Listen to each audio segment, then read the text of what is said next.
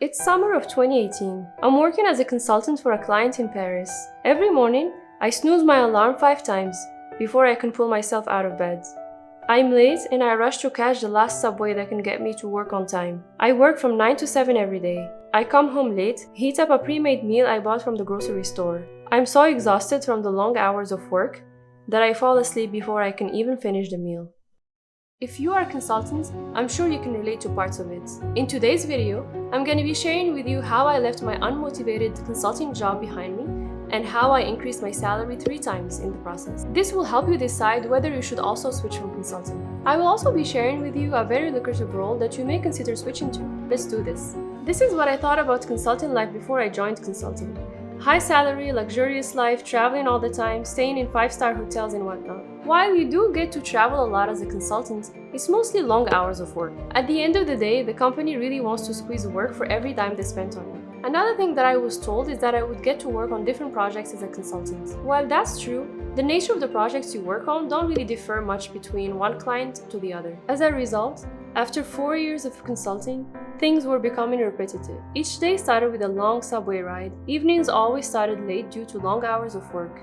Social life was non-existent. Every Sunday was spent agonizing about starting work on Monday. It seemed like this was going to be the rest of my life. There was going to be no light at the end of the tunnel. And then, I came across a video where Google showed how Google Assistant can book appointments for you.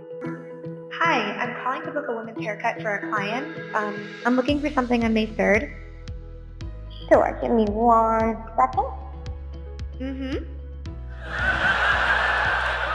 I was completely blown away after watching this video. I didn't realize how far technology had come, and I just really wanted to know how they did this. I started researching, and that's when I learned how AI, or artificial intelligence, is being used in medicine, robotics, autonomous cars, and much more. I discovered numerous tech companies that do very impactful work in AI. I was so enchanted that I wanted to leave everything and become a part of this inevitable AI revolution. Now, coming up, I'm gonna be talking about how I switched to the tech industry, and I'm gonna be telling you about my tech journey so far. So stay tuned for that, but first like this video and comment down below what is your current role and would you like to switch to tech. Now that I knew what I wanted to do with my life, I had to figure out how I was going to do it. So I went back to the drawing board and started devising a plan. I had done basic programming in my undergrad, but in order to make it in big tech, I decided to pursue a master's in computer science in the US. So obviously masters in the US are pretty expensive, so I had saved up some money from my consulting job that I decided to invest in myself. But knowing how well the tech industry pays in the US, I knew that I would get back my savings in no time.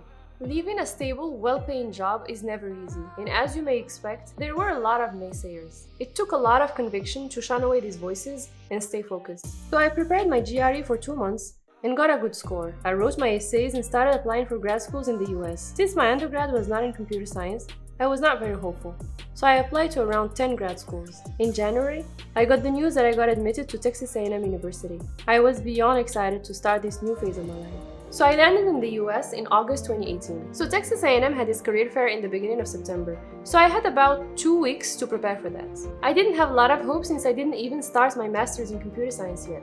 To my surprise, I ended up getting 2 internship offers within a week. Later that month, I went to the Grace Hopper conference in Houston and ended up with 2 more internship offers. Eventually, I joined Microsoft as a product manager intern in the summer. Another good thing that happened to me in the first few days is that I got an offer to work as a teaching assistant at the university. And that was a game changer, because it meant that my tuition fees would be almost half and that I would get a good stipend on top of it. And to be honest, I was actually lucky because I got to keep this assistantship throughout the time I spent at the university. To reduce the financial burden on myself, I had meticulously planned to finish my master's in 3 semesters instead of 4. And in summer 2019, I interned at Microsoft Redmond campus as a product manager. Mark Twain once said, "Find a job that you love doing and you won't have to work a day in your life." I never really understood the meaning of this sentence before joining Microsoft.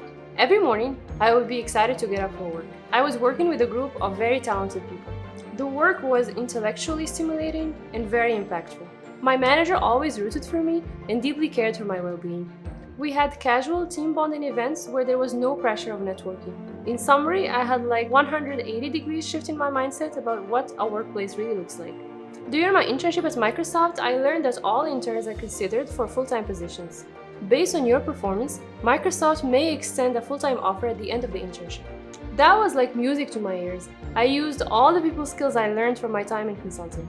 And since I already had industry experience, I felt very confident talking to the customers. I took complete ownership of the project and worked with the data scientists and the engineers to deliver a prototype of the feature within just 3 months. As a result, I got a full-time offer from Microsoft.